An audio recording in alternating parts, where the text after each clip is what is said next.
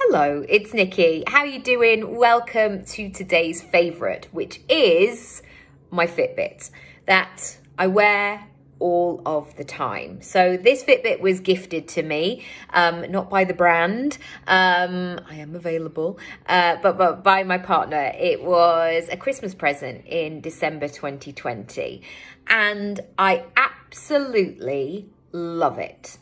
And it is another area of my life that I have given some time and thought and attention and love to over the last few years. And I don't want to be flippant by saying it's so life-changing, but it really, really is. So here's why it's great. It's on my arm most of the time, and you can swim in it, which I've only just discovered as well. Not that I'm swimming all the time in my luxurious pool in my house. Like I don't have a pool in my house, and I rarely go swimming. But I did go to this like Turkish bath place, which I'll probably talk about on another occasion, a little while ago, and wore it there. But it really, really is in alignment with my philosophy of collecting the data. Now, I'm not collecting this data because I'm an Olympic athlete or I'm kind of, I don't know, like measuring things or being very serious and diligent about my health all the time, because I'm a 40-year-old person and that this is not my job to work on my health. But it is important to me. I really want to live a long, brilliant, healthy life. And not just have that longevity, but to feel really vibrant within it. And one thing that I realized was that over the years, until I had my son in 2015, I am lucky enough to say I'd never had a night in a hospital. And I'd been a relatively healthy person up until this point. And having a baby in 2015 and then having another baby in 2019 really took its toll on my body. And I am not unique in that position. I think when you have children, it really, I feel, it's one of those phrases that I keep using a lot at the moment. I feel forever changed. I feel forever changed. And that is across the board, mentally, spiritually, emotionally, physically, all of the things.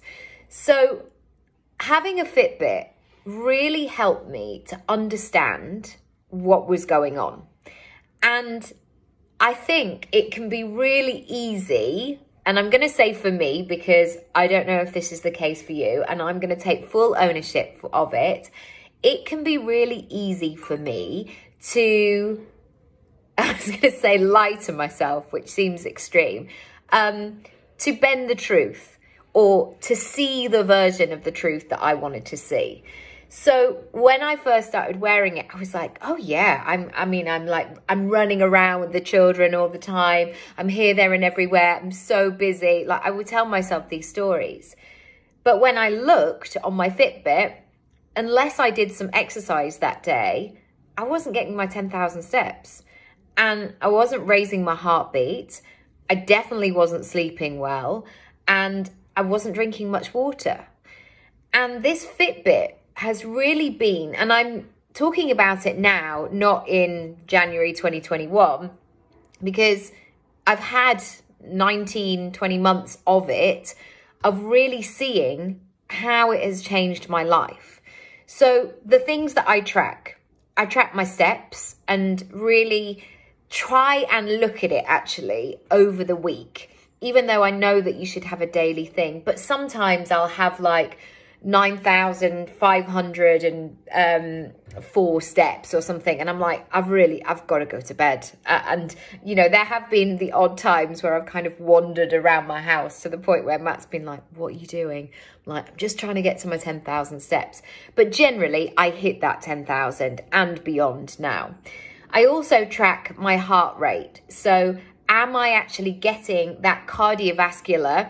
I mean, this is like Dr. Raby, isn't it? I am no doctor. I am no expert in this, but I'm just sharing what I know as a personal user. So I get my cardiovascular system moving. And if I can sweat, if I can move, if I can raise my heartbeat, that makes me feel good, which has a knock-on effect to how I sleep at night. And I want to get to that stage where at the end of the day, I feel dog tired. You know, when a dog has been running around all day and then it suddenly gets in its bed and its chin goes down and it's like game over. That's the kind of kip that I want to have. I don't want to have that faffing about, scrolling a bit up and down. No, I want to sleep really well. So by beginning to track these things, I started to notice what was going on. Also through this Fitbit, I started to track my cycle, which if you don't already, I highly recommend you do, because once you start to notice where you go mentally, physically, emotionally, spiritually throughout the month, it's going to give you so many clues. And there were so many times where I'd be like, oh, okay, that's why I feel like this. Oh, okay. Oh, right. Oh, sometimes I just feel really lively and I'd had hardly any sleep. I was like, why is this? It was because it was in the middle of my cycle and I was feeling good, and hormonally everything felt really in sync. So I can't recommend them enough, basically. If you are looking to improve your health, to recognize what's going on, to spend some time with your health, it's a really easy win.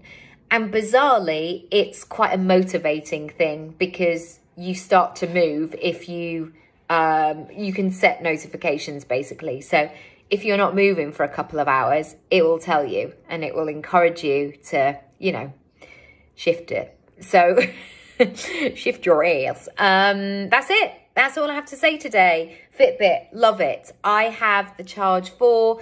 I will say this is the third strap that I've had, which is probably no fault of Fitbit's. I've just replaced it myself. I do think it's because if my daughter needs a lot of comfort in the night, or she quite often likes to go to sleep lying on my arm. So that kind of maneuver, the hug and roll, excuse me, that's when it's tricky. So yeah, apart from that, absolutely love it. And that's it for today.